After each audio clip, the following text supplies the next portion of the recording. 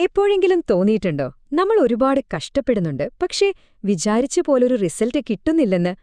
ഇന്ന് നമ്മൾ കേൾക്കാൻ പോകുന്ന കഥ ഒരുപക്ഷേ അതിന് കൃത്യമായൊരു ഉത്തരം തന്നേക്കാം.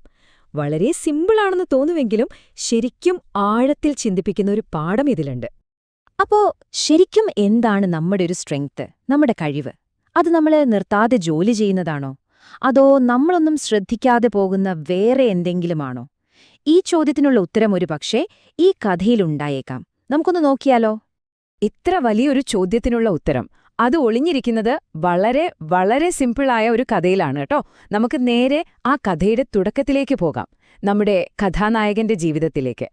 അപ്പോ ഇതാണ് നമ്മുടെ കഥയിലെ ആള്, ഒരു മരം വെട്ടുകാരൻ. ആളൊരു പുലിയാണ് കേട്ടോ. തന്റെ കയ്യിലിരിക്കുന്ന കോടാലിയിലും തന്റെ സ്വന്തം കരുത്തിലും ഭയങ്കര വിശ്വാസമുള്ള ഒരാള്. പുള്ളിയുടെ ലക്ഷ്യം വളരെ സിമ്പിളാണ്. ഇന്നലെ വെട്ടിയതിനേക്കാൾ ഒരു മരമെങ്കിലും കൂടുതലിന്ന് വെട്ടണം. ഓരോ ദിവസവും ഇതിനുവേണ്ടിയാണ് അയാളുടെ ഈ കഠിനാധ്വാനം മുഴുവൻ. തുടക്കത്തിലൊക്കെ പുള്ളി വിചാരിച്ച പോലെ തന്നെ കാര്യങ്ങൾ മുന്നോട്ടു പോയി. പക്ഷേ എല്ലാ നല്ല കഥകളിലും എന്ന പോലെ ഇവിടെയും കഥയൊന്നും മാറി മറിയാൻ പോവാണ്. ഒട്ടും പ്രതീക്ഷിക്കാത്തൊരു വെല്ലുവിളി അയാളുടെ മുന്നിലേക്ക് വരുവാണ്. ഇവിടെയാണ് കഥയിലെ ഏറ്റവും വലിയ ട്വിസ്റ്റ്. കണ്ടില്ലേ, അയാളുടെ പ്ലാൻ എന്തായിരുന്നു? കൂടുതൽ പണിയെടുക്കുക, കൂടുതൽ മരം വെട്ടുക, സിമ്പിൾ. പക്ഷേ യഥാർത്ഥത്തിൽ സംഭവിച്ചതോ നേരെ തിരിച്ചും. അയാൾ ജോലി ചെയ്യുന്ന സമയം കൂട്ടി, കൂടുതൽ വിയർപ്പൊഴുക്കി. എന്നിട്ടെന്താ ഫലം? വെട്ടുന്ന മരങ്ങളുടെ എണ്ണം കൂടുന്നില്ല, പകരം കുറഞ്ഞോണ്ടിരിക്കുകയാണ്. പാവത്തിനൊന്നും മനസ്സിലാവുന്നില്ല. ദൈവമേ, എനിക്കിതെന്തുപറ്റി? എന്റെ ശക്തിയെല്ലാം പോയോ?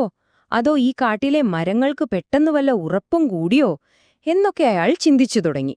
എത്രയൊക്കെ കഷ്ടപ്പെട്ടിട്ടും പിന്നോട്ടു പോകുന്നു എന്ന തോന്നല് അതയാളെ ശരിക്കും തളർത്തിക്കളഞ്ഞു. പക്ഷേ നിങ്ങൾക്കറിയാമോ, നമ്മളിങ്ങനെ നിരാശയുടെ ഏറ്റവും താഴെത്തട്ടിലെത്തുമ്പോഴാണ് ചിലപ്പോൾ ജീവിതം മാറ്റുന്നൊരു നിമിഷം വരുന്നത്. നമ്മുടെ ഈ മരം വെട്ടുകാരന്റെ ജീവിതത്തിലും അങ്ങനെയൊരു ടേണിംഗ് പോയിന്റ് വന്നു. എല്ലാം മാറ്റിമറിക്കാൻ പോകുന്ന ഒരൊറ്റ തീരുമാനം. അതെ, ഒരേ ഒരു തീരുമാനം, ഒരൊറ്റ നിമിഷം. ആ നിമിഷത്തിൽ അയാൾ എന്ത് തിരഞ്ഞെടുത്തു? ആ ഒരു ചോയ്സാണ് ഈ കഥയുടെ മൊത്തം ഗതിനെയും മാറ്റുന്നത്. അങ്ങനെ അയാൾ ആകെ തകർന്നിരിക്കുമ്പോഴാണ് പ്രായം ചെന്ന അനുഭവസമ്പത്തുള്ള മറ്റൊരു മരംവെട്ടുകാരൻ അങ്ങോട്ട് വന്നത്. അദ്ദേഹം വന്നിട്ട് വളരെ സിമ്പിളായൊരു ചോദ്യം ചോദിച്ചു.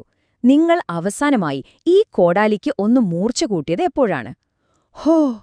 ആ ഒരൊറ്റ ചോദ്യം അയാളുടെ തലയ്ക്കകത്ത് ഒരു ഇടിമിന്നല് പോലെയാണ് കൊണ്ടത്. അപ്പോഴാണ് അയാൾക്ക് കാര്യം മനസ്സിലായത്. പ്രശ്നം തനിക്കല്ല, തന്റെ കയ്യിലിരിക്കുന്ന ഉപകരണത്തിനാണ്. പിന്നെ ഒന്നും നോക്കിയില്ല, അയാൾ മരം വെട്ടുന്നത് നിർത്തി കോടാലിക്ക് മൂർച്ച കൂട്ടാൻ തുടങ്ങി. അപ്പോ കോടാലിക്ക് മൂർച്ച കൂട്ടി. ചെറിയൊരു കാര്യമാണല്ലേ? പക്ഷേ